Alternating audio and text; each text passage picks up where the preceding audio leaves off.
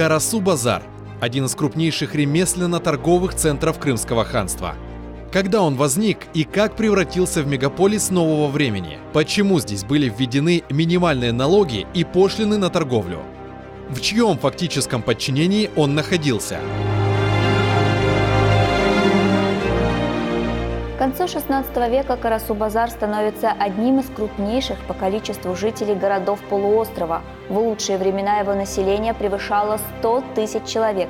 Ни в одном городе ханства не проживало и половины. Он был своего рода мегаполисом с довольно развитой инфраструктурой, а еще здесь были минимальные налоги и пошлины на торговлю. Это было одним из главных причин, почему сюда стремились переселяться.